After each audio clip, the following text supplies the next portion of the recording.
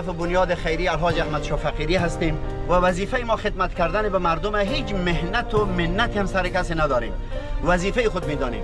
وقتی که ما آمدیم دیدیم که مهاجرین وضعیت اینا بسیار خرابه، گفتیم تنها کاری که ما کرده میتونیم حداقل کسایی که کرایه ندارن اینا رو تا شهر هرات ببرین، آبرومندانه برن به هرات برسن. باز خدا بزرگه، خدا به شما توفیق بده، موفق باشین.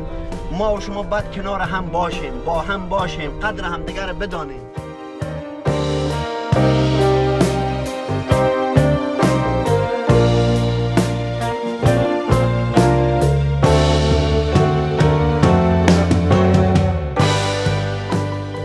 وطن خود خوش آمدین، به کشور خود خوش آمدین. الحمدلله خود شکرگزار خداوند هستین که به خیر و خوبی به وطن آمدین و به خیر بریم پیش خانواده خود، پیش پدر و مادر خود. خیلی خوش آمدین. ما فقط آمدیم به استقبال شما که شما یک خوش آمدید بگیم، یک ماندنواشی بگیم، خیر بینیم. این وطن که هست وطن ماست، عزت ماست، خاک ماست، غرور ماست. خداوند شما رو به خیر بیاره. خیلی خوش آمدین. ممنون. خیلی خوش آمدین.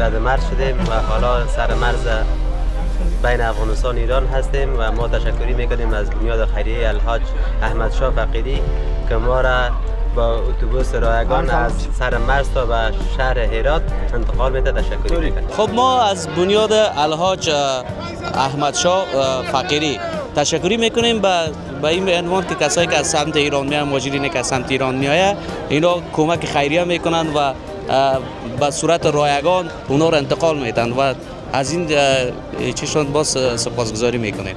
خدا را شکرگزار و سپاسگزاریم که از روز اولی که مهاجرین عزیز ما از ایران بازگشت کردن ما در خدمت عزیزان خود بودیم و الحمدلله تا امروز، یعنی تقریبا از دوی برج تا امروز ما به خدمت عزیزان خود هستیم و هر روز کاروان ما انتقال میکنه به طرف مقصد به هرات میرن و امروز کاروان بزرگ ما انتقال ما از مرز اسلام قلعه به طرف کابل هست و خیلی سپاسگزاریم که الحمدلله توانستیم ما به عزیزان خود از جان و دل خدمت کنیم و جناب حاجی صاحب حکمت الله جان فقیری هم امروز تشریف آوردن تا قوت قلبی باشن به استقبال برادران و عزیزان مهاجر آمدن و مانده نباشیدی به کارکنان زحمتکش بنیاد خیریه دارن. خداوند به اونها خیر بده.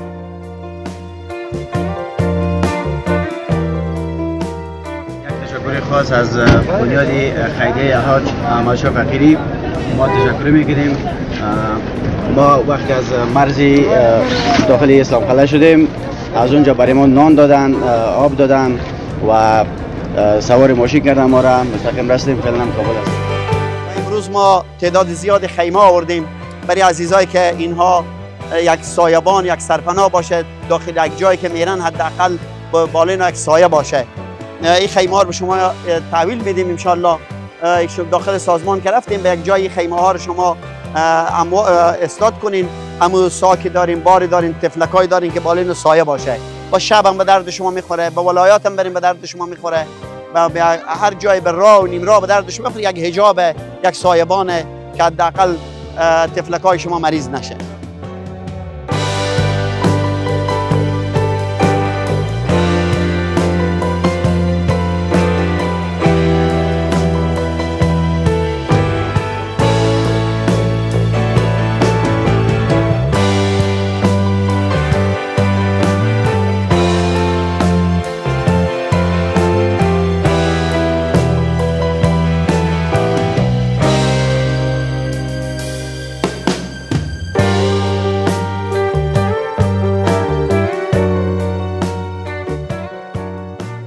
امروز کاروان موترهای از طرف بنیاد خیریه الحاج احمد شاه فقیری از هرات الی فاریاب مسافرین و مهاجرین عزیزی که به وطن بازگشتن به حمایت مالی بنیاد خیریه الحاج احمد شاه فقیری اینا از هرات تا فاریاب انتقال میکنن. این توفیق خدا نصیب کرد که ما بتانیم به این عزیزای دل خدمت بکنیم و این مهمانان نازنین خود ما بتانیم به خیر به فاریاب انتقال بدیم تا به نزد خانواده‌های خود برن و این جای شکر و سپاس است.